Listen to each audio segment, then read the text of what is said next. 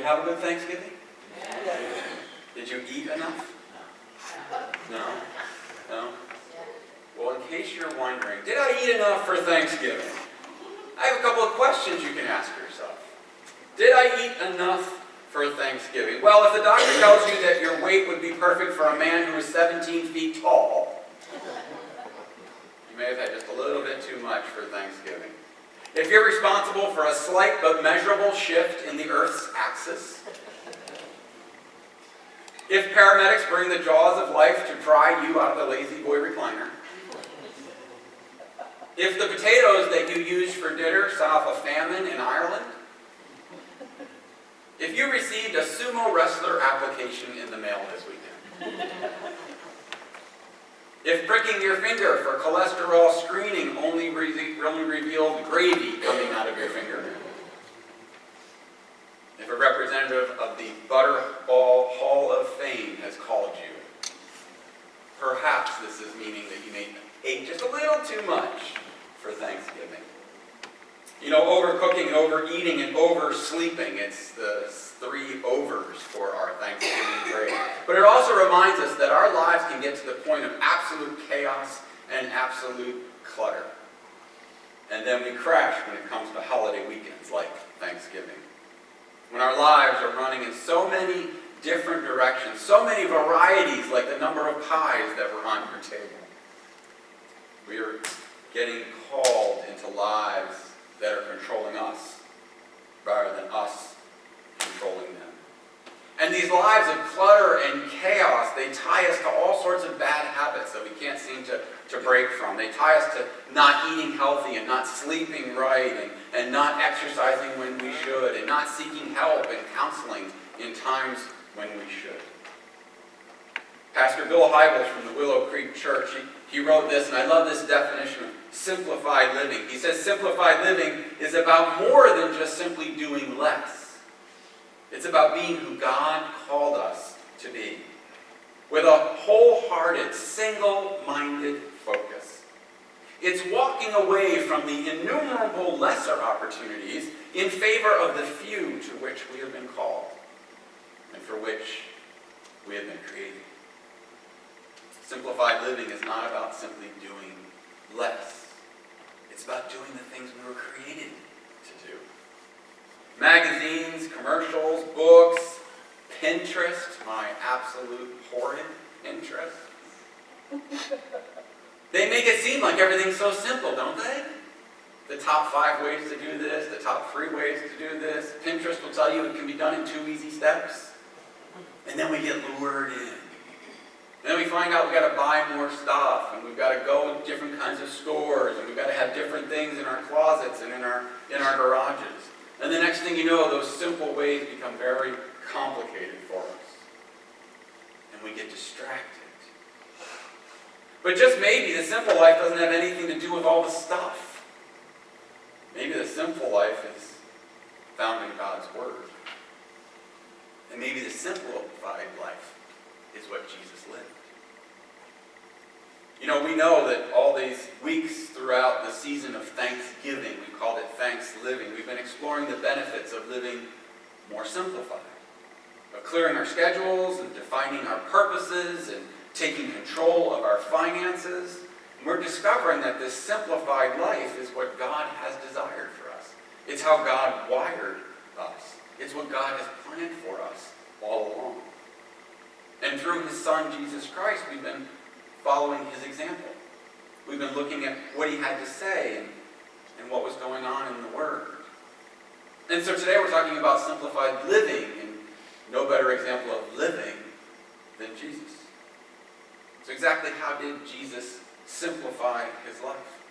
How did He structure it so that He could pour out for all the purposes He was called, and He would pour and pour into the people who were around Him and who were gathering to be with Him?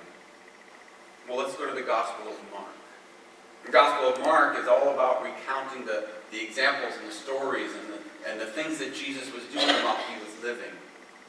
And today we're looking at a story of an experience that Jesus had. This experience that Jesus has is right after when He has been dealing with the Pharisees. He was debating with them in the temple, and they were going back and forth constantly, and Jesus was probably exhausted. You know how mind-numbing it can be to be on the top of your game and having this great debate back and forth, proving who's right or who's wrong, or how to interpret a certain section of the scripture. And so Jesus is now somewhat tired, and he goes to his friend's house.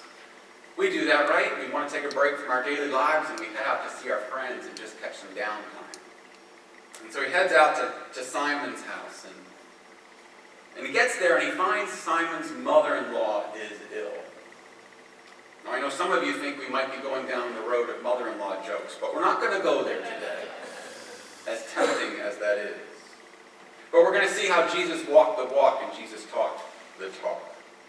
So let's look at these first couple of verses, 29 through 31. As soon as they left the synagogue where Jesus had been debating, and he was probably exhausted, they entered the house of Simon and Andrew, who are his friends. He's coming there for a respite, to kick up his feet and maybe have some chips and just hang. But when he gets there, he discovers that Simon's mother-in-law is ill. And so Jesus continues to pour out. Jesus continues to have the energy to do what he needs to do when he goes, and he heals her. He touches her hand. Some accounts say he lifts her. Some accounts say he breathes on her. And she's lifted up, and then the fever leaves her, and she is healed. Now, how does Jesus keep doing this? I mean, he must be physically exhausted. And yet some would say, well, it's because Jesus was divine, right? Jesus was divinity, and therefore he could do anything and go as far as he possibly needed. But we also need to remember that Jesus was also human. Jesus needed to eat. He needed to drink. He needed to rest, just like you and I need to do. Have you ever had a day where it doesn't seem to ever stop? Like you get home from what we call work, and there's more work. And then when that work ends, something else happens. And it's getting late into the night, and things just keep rolling and rolling and rolling. What does Jesus have that we don't? How does he keep giving and pouring out like this? Well, let's look into the next section of verses 32-34. That evening at sunset, they brought him to him all who were sick and possessed with demons. And the whole city gathered around the door. Now I want you to imagine the entire city of Summers Point gathering around the door of Lifegate Church. All with needs. All coming to be prayed upon and fed and clothed and just hugged and loved. After you've already spent the day debating with the Pharisees and then healing Simon's mother-in-law, and now they're coming to the door, and there's lines and lines and lines of people. The entire city has now come to Simon's house. And Jesus begins healing. He said he cured many who were sick with various diseases, and he cast out demons. I can't imagine how absolutely exhausted he was. As if he didn't want to just crumble right there where he was standing and to take a nap even. Serving need after need after need after need. Have you ever got to the point where you were absolutely exhausted? You ever got to that point where you're thinking, if one more thing happens, I am going to break. If one more thing happens, I'm going to fall right off this cliff. I have reached it. Some would say if there is a straw that's going to break the camel's back, now is the time that this is going to happen. If you're in the midst of getting ready for exam week at school and it just seems like it's way too much. If you've got a project deadline at work, if you're taking care of a sick child or taking care of sick elderly parents, you know what I'm talking about. If you spent a long night or days in an emergency room with a loved one, you know what I'm talking about. And for some of you, these things have happened all at once. But not Jesus. He doesn't get tired, apparently. He keeps going. He's like that Energizer bunny. He's constantly serving and giving and healing and serving and giving and healing and constantly going and going and going and going. the epitome of the person who says, how are you? And you say, I'm busy. Was Jesus not busy? But let's see what Jesus does. Let's see how Jesus handles this life we call busy. Let's look at the next section of verses. In the morning, while it was still very dark, he got up and went out to a deserted place, and there he prayed. He left what he was doing. He left the crowds that were around the door. He left all those people who still had needs, who were still begging to be served. He left all those people who were still there, and he went out to be replenished. He went out to do what was most important. He went out to speak to his Father. He went out to be fulfilled and refueled, re-energized, change a set of batteries, remember his purpose and his direction and his schedule for his life. Go out and fill his bucket. He connected with God. When the tank got empty, when things start to get totally out of control for us, we can break or we can break off and go out and be replenished, to be refueled. Because the world's not much different for us today like it was for Jesus on that night. The world stands at the door of our own lives, and everybody's making demands on us and begging for things, and everybody has needs. Our family has needs, our friends have needs, our church has needs, the world has needs, our city has needs. People that you don't even know are asking you for things. And now that we're on social media, people you've never even met are asking you for prayers, and they're asking you for concern, and they're all reaching out, and they all have needs, and they're all pulling from us, and pulling from us, and pulling from us. And the world does exactly what the disciples did on that time they were with Jesus. They didn't go up to Jesus and say, hey, I see you're taking a break. Okay, you take it easy. We got this. No, they said, hey, what are you doing here? We got a whole bunch of people still waiting for you. You got to come back. Simon's house is overflowing. Everyone is looking for you. And I can kind of read into this in the 21st century and say, they're saying to Jesus, hey, if you come back, we'll put your name in lights. Hey, if you come back, we'll lift you up. Hey, if you come back, we'll make you a celebrity because you're doing all these things that we need you to do. If you come back, we'll give you a raise. If you come back, we'll do all these things. We'll entice you to go a different direction. Jesus paused, and I can imagine that there's a pause here that happens, and I'm not sure if Jesus is thinking about what to say, or if God's speaking into Jesus so that he can speak it out. But there's just this time for the disciples to take a moment and just think about what you just said. Everyone is searching for you. So we get to the next set of verses, 38 and 39. And so Jesus answers them and he says, let us go to the neighboring towns so that I may proclaim the message there also. For that is what I came out to do. And then he went throughout Galilee proclaiming the message in the synagogues, casting out demons. If I was a disciple standing there, God forgive me, I know I would say, are you nuts? You're doing all this great work. People are starting to talk about you. Word's getting out. Your message is spreading by doing all this stuff. You need to come back. There are people who have needs. My own sister is standing in line outside and has not yet been healed. You need to get back to doing what you were doing. And Jesus says, yeah, all that we've done this far, that was good. But it wasn't my best. It wasn't what I've been called to do. Our own lives are filled with opportunities of ways that we can help others and serve others and do all sorts of things. We can work 2, 3, and 4 jobs and make lots of money for our children and our families. And we can go out and volunteer at a plethora of things.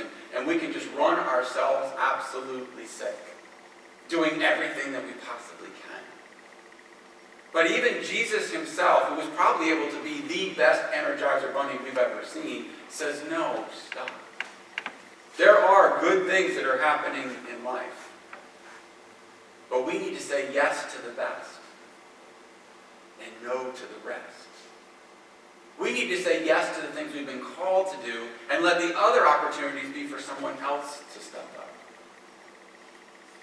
And so Jesus leaves the town and he goes somewhere else. And I think that's very poignant for us because Jesus in his heart had to leave people who had needs.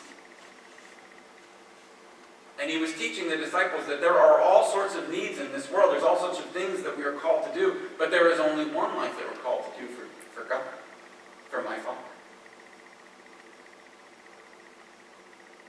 So we say yes to the best and we say no to the rest. And yet the world continues to pull on us, doesn't it? We continue to get asked to do all sorts of things in this world. And sometimes when we say yes, we're a success, and our names go up in lights, and we get the raises, and people are giving us accolades, and we're filled with busy things to do, and we're thinking, oh, this must be the way. Then Jesus says, is it the way? Is it what you were called to do? Is it the best that God had planned for you? Because Jesus tells his disciples, do you see where I am? I'm in conversation with God. I'm in prayer with my Holy Father. I am connecting to my life source. And my life source is giving me the direction that he has planned for me to live. The simplified life that I must live. And the life that I must live is to proclaim the message. That's what I am called to do. You know, I was reminded this morning that there are so many good things we can be doing in this world. And often we get a little caught up in ourselves and we think, well, no one else can do this. Even Jesus, who could heal the sick, leaves the sick who have needs and goes off to proclaim the message. And we almost should start to feel like, well, that's not a very good thing because all these people who are sick are left behind. But if you remember in some of the gospel stories and the laters, what does Jesus do? Jesus empowers others. Others who then go and heal the sick. Not all opportunities are meant for us specifically. And so Jesus says, this is what I'm doing. I'm understanding what my simplified life is going to look like. And answering the call and the plan that God has placed upon my life. And if Jesus can do that, I think so can we. We have permission to not be busy.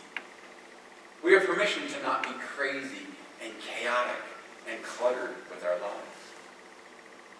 And we have direction to do exactly what Jesus did. Connect to God. In the morning, while it was still very dark, he got up and he went to a deserted place, and there he prayed.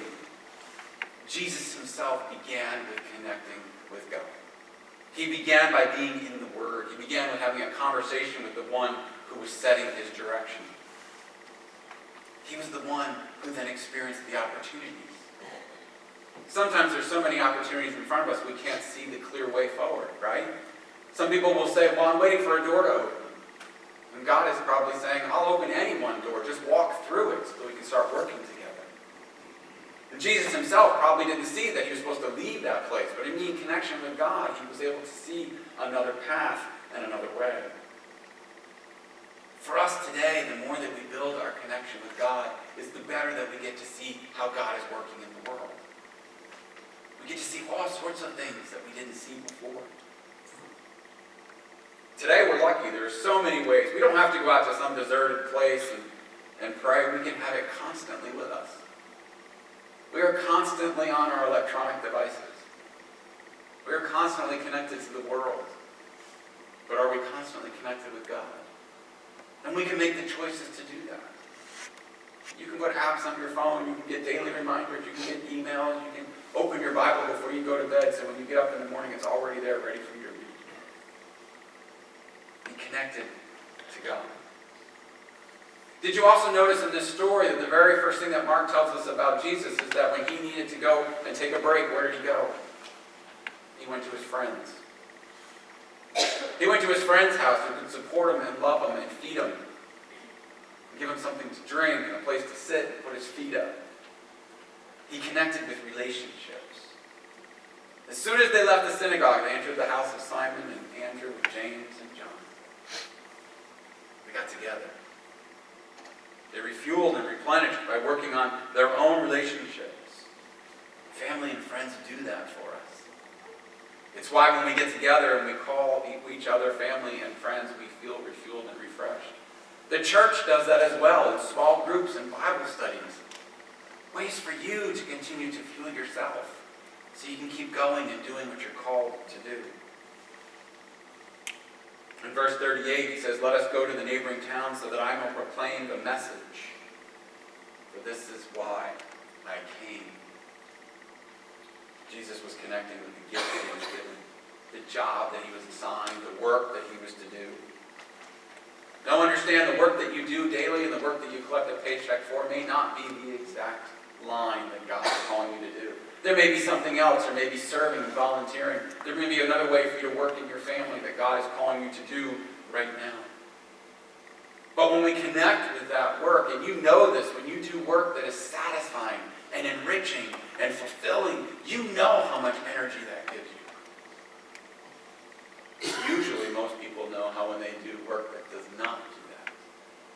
Work that drains us. Work that does not fuel us and feed us. Work that is not satisfying to the Lord. That's where most of us are. But God wants us to find a place where we can use the gifts that we've been given, the talent that we've been given, to fuel into others and to pour into them, just as he does to us. Connecting with that. Connecting with God. And connecting with others, our friends and families and relationships, is what makes us the Energizer bunnies in this world, for God to accomplish his work. Simplified living, it means, does your schedule reflect your priorities? It means, do your finances reflect your priorities? It means, does the purpose of your life reflected in the priorities you've chosen? And does our life reflect Christ? We're transitioning from Thanksgiving into Christmas. I'm so excited. Most of you know I love Christmas. I love lights, I love decorations, I watch all the movies, I drive my wife crazy. She's sick and tired of seeing some of them over and over and over. There's a more recent movie that came out called Polar Express. I don't know if you've seen that. The music is to die for. But the story and the theme of how that young boy learns how to believe once again, it's enriching, and not just that it's about Santa Claus, but it gives us hope. And hope is the foundation of our faith. During this movie, the little boy's having a conversation with a hobo who's on the train. And the hobo says, "So what exactly is your persuasion on the big man, since you've been talking about it?" And the little boy says, "Well, I want to believe." And the hobo says, "But you don't want to be bamboozled, do you? You don't want to be led down a primrose path. You don't want to be conned or duped. And you don't want to have the wool pulled over your eyes. You don't want to be hoodwinked. You don't want to be taken for a ride. You don't want to be railroaded." And I wonder if that's how we live our lives. I wonder if that's the direction that we're all going as we're racing down the tracks of life. Do you say you believe in something, but it doesn't impact your life? Because if you say that you believe in Jesus Christ, then living a simplified life is what he's called to do. And then we need to take steps before the train that we're on goes completely out of control and goes off the tracks. Are you going to take the steps to set the priorities in your life? Are you going to connect with God so you can find out what those priorities are?